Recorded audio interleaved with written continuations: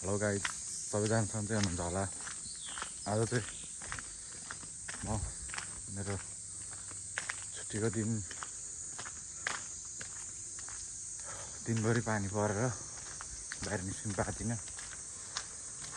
अनि सट्ट बाहिर जाँदैछु अहिले चाहिँ म। हिजो भ्लग बनाउनु पाइनँ म। हिजो अलिक भ्लग बनाउने अवस्थामा थिइनँ म। भ्लग बनाउन सकिनँ हिजो मैले। आज चाहिँ बनाउँदैछु म। पानी परेको भएर शीतलै छ। आनन्दको दिन भएको आज चाहिँ। नभए त कहाँ बाहिर निस्किन सक्नुहुन्थ्यो। आज चाहिँ ठिकै छ दिन। खासमा चाहिँ म आज सुट्टा लिनु जाँदैछु। सुट्टा सकेछ। अनि यस्तो छ यता चाहिँ मान्छेहरू पौडी खेल्न आइरहेको होला आज पनि। दामी ठाउँ छ यता, पार्क छ सानो। उमीको पानी हो यो चाहिँ।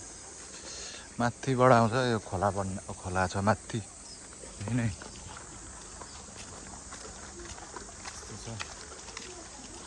रमाइलो छ ठाउँ त। यता पनि खोला छ सानो।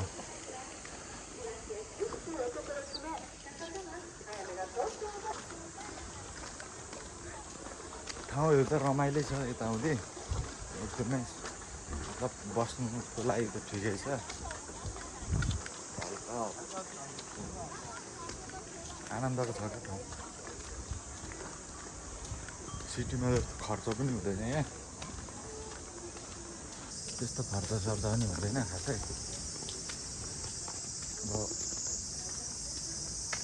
रमाइलो छ ठाउँ। कामहरू पनि ठिकै छ। कामहरू पनि गर्नलाई पाइएकै छ। गाउँ भयो भने न त गाउँमा त कामहरू पाउँदैन नि त कतिपय ठाउँमा। यहाँ त अब काम गर्नु पाइएको छ। बस्नु पनि चिल छ, आनन्द रमाइलो छ। त्यही हो, साथीभाइहरू चाहिँ छैन यहाँ। अलिकति त्यो चाहिँ अलिक गुनासो हो। नभएदेखि अरू त ठिकै छ। यसो 2-4जना साथीभाइहरू हुनुहुन्छ र रमाइलो हुन्छ झन् अझ। छैन नेपालीहरू यताउति। हेलो गाइस, मैले चाहिँ भेटिसकेँ बनकालीलाई।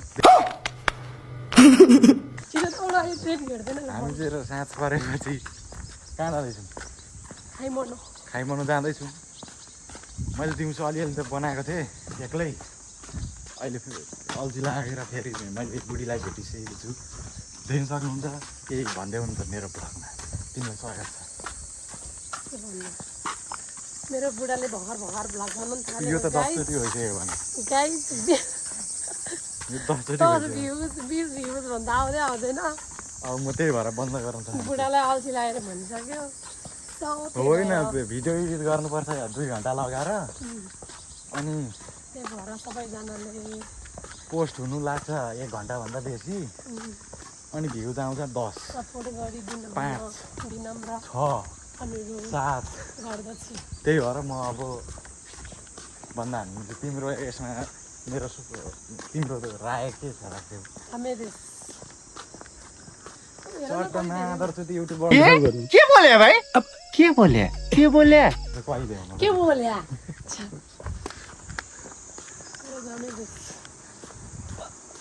जब पैसा आउनु थालेपछि नेपाल फर्केर बुढाबुढी बस्नु भने बजियाको च्यानमा दुःख गर्नुभन्दा नहुने रहेछ। भ्युज आउँछ यो त अब म त बनाउनु छोडिदिन्छु। ल गाइस, के भन्नु, आजलाई यति नै। हामी चाहिँ अलिक हतारमा छौँ।